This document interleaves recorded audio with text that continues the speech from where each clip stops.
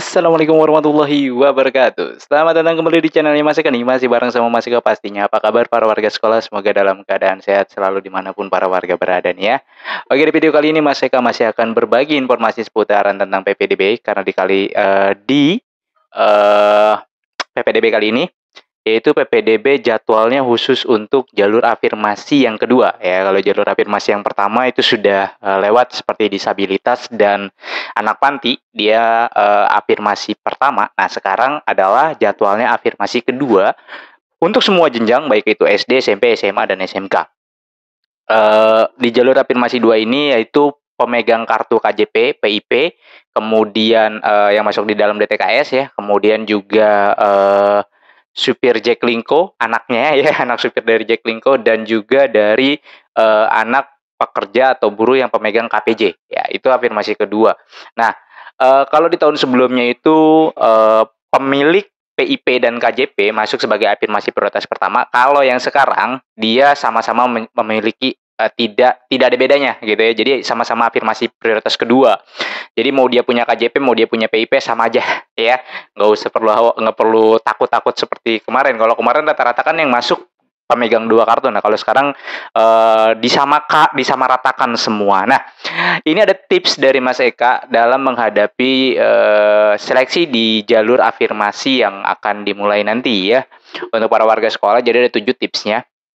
Mas Eka singgung sedikit sebentar ya. Jadi untuk seleksi afirmasi ini untuk jenjang SD itu mulai dari afirmasinya terlebih dahulu, kemudian dilihat dari zona, kemudian pilihan sekolah dan waktu mendaftar ya.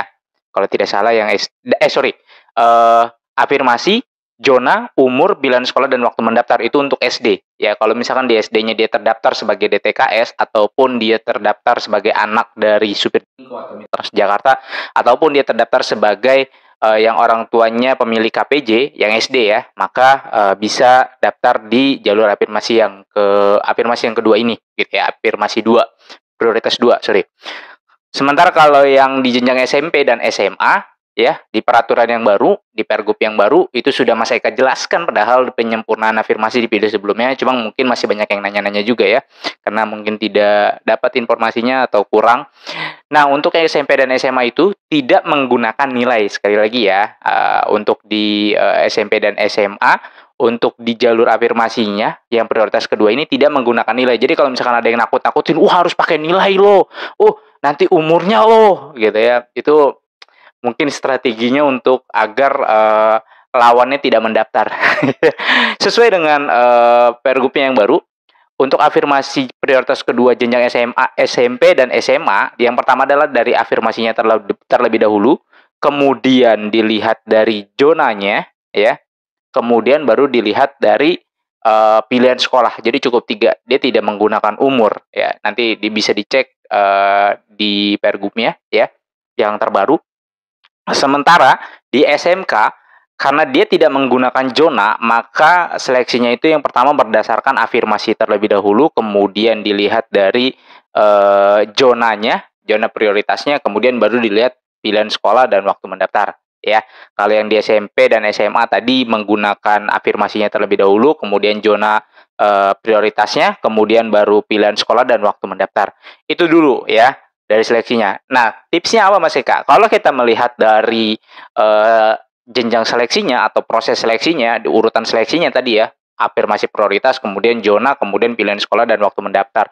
Otomatis karena di sini afirmasi prioritas kedua semua yang masuk, berarti tinggal 3 ya seleksinya itu, mulai dari zonanya, pilihan sekolah dan waktu mendaftar. Jadi perhatikan 3 filter pertama ini ya.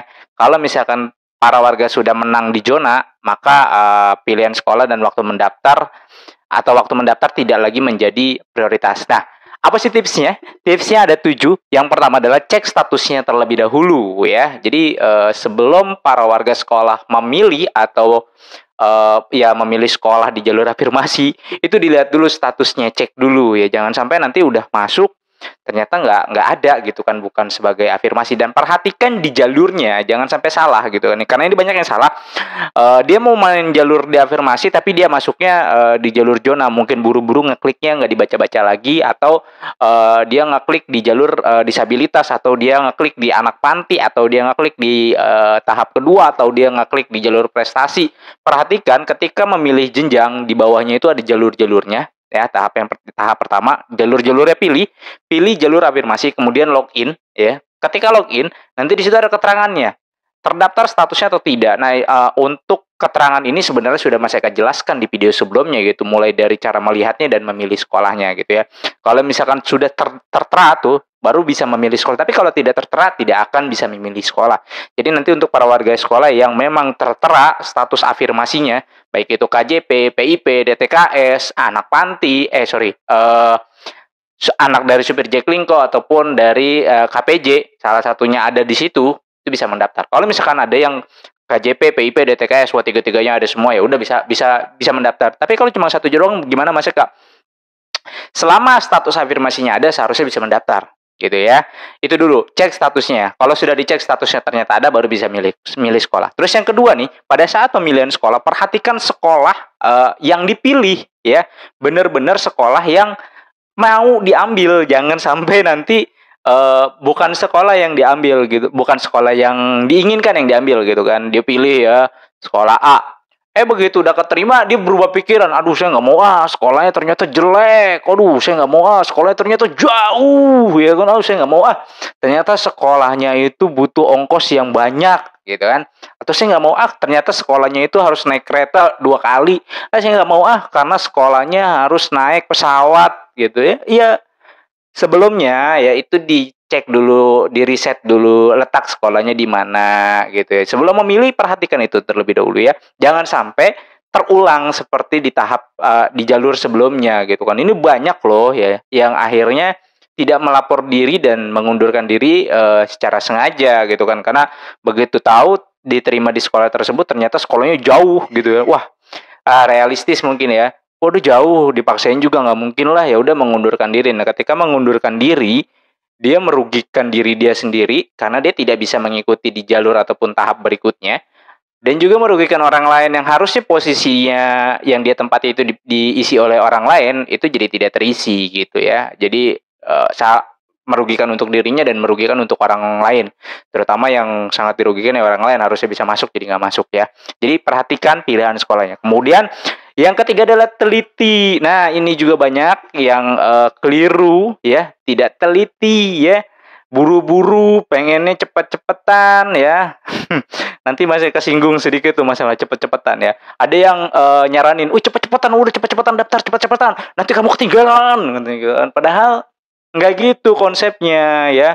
Sampai 08.27 detik harus daftar. Nih saya kasih tipsnya. Nggak buat apa gitu kan, buru-buru tapi ternyata keliru ataupun salah. Ya udah mendingan santai aja gitu ya.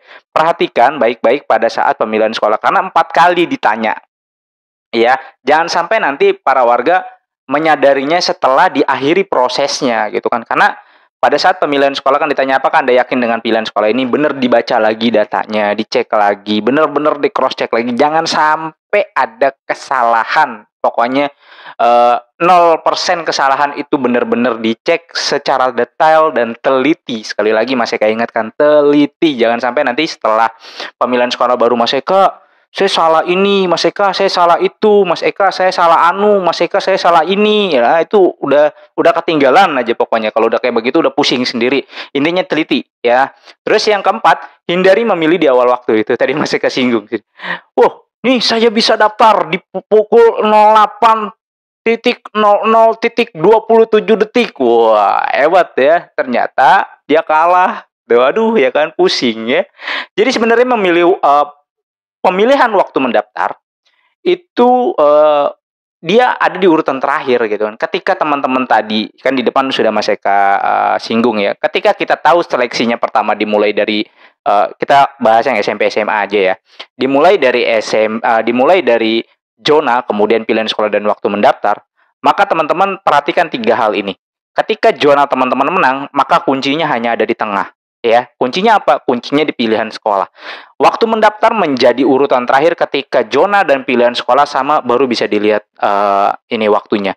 Nah, ini banyak teman-teman yang sudah mempraktekkan sebenarnya di tahap kemarin. Banyak juga testimoni yang udah pada komen di kolom komentar, Mas Eka saya mengikuti tipsnya karena menggunakan pilihan di sekian ataupun saya tidak langsung daftar di awal waktu gitu. Kenapa kita menghindari hal di awal waktu? Karena biasanya di awal waktu ya, kalau untuk ibadah di awal waktu bagus ya. Kenapa kita menghindari dia di awal waktu? Karena kalau misalkan para warga mengambil di awal waktu pada saat trafficnya sedang tinggi, nah ketika traffic itu tinggi, kemudian para warga panik dan segala macam hilang semua, buyar semua. Jadi lebih baik kita slow tunggu. Kalau memang mau didaftar di hari pertama ya, silakan daftar setengah jam atau 15 menit setelah pembukaan. Artinya ketika orang-orang udah pada ini melambung, kita baru melihat. Nah, usahakan selain memilih di awal waktu juga tujuannya adalah kita bisa melihat nih lawan-lawan kita udah terbentuk ya, zonanya, kemudian pilihan sekolah dan waktu mendaftarnya. Nah, ketika kita sudah tahu ternyata kita tidak bisa melawan zonanya, maka kita bisa melawan di pilihan sekolahnya. Nah, itu juga menjadi salah satu tips nomor 5 ya. Pilihan sekolahnya, usahakan di tempat di urutan pertama. Bagaimana cara memilih sekolahnya agar tetap menjadi urutan pertama, Mas Eka?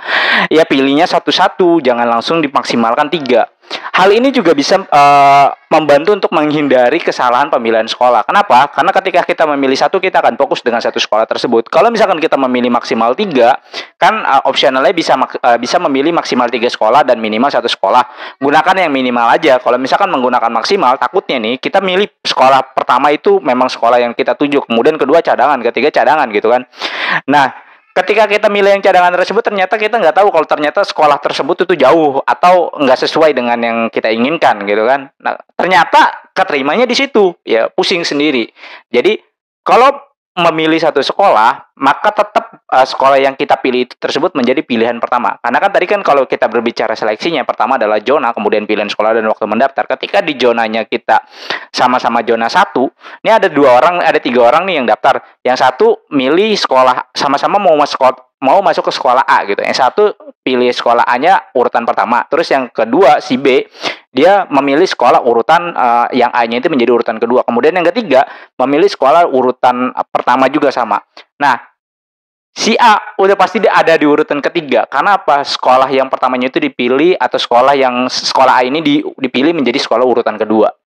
Jadi usahakan tetap pilih urutan pertama. Ini banyak banget dipraktekin sama para warga sekolah di jalur kemarin. Mereka memilih dengan strategi memilih satu sekolah. Boleh kan maksimal 3 minimal 1 gitu kan. Dan ini bisa lebih fokus sehingga membuat menghindari kesalahan-kesalahan yang para warga bisa terjadi di pemilihan sekolah tersebut ya.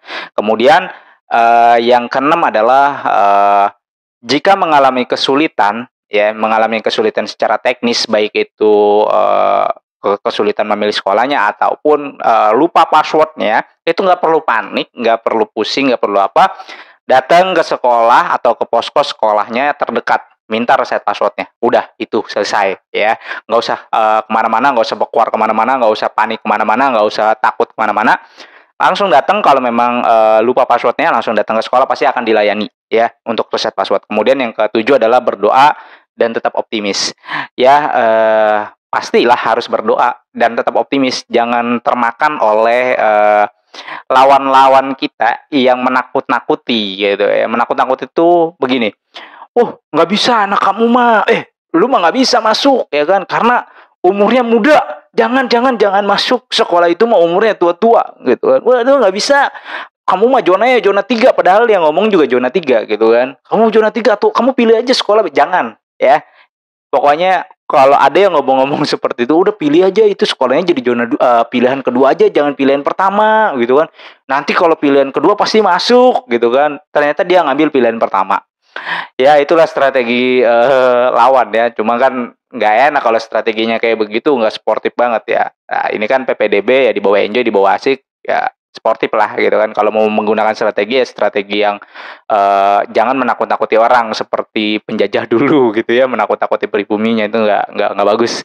Oke, mungkin para warga itu aja informasi yang bisa Mas Aga sampaikan. Mudah-mudahan informasi ini bisa bermanfaat dan bisa menambah lagi wawasan untuk para warga sekolah.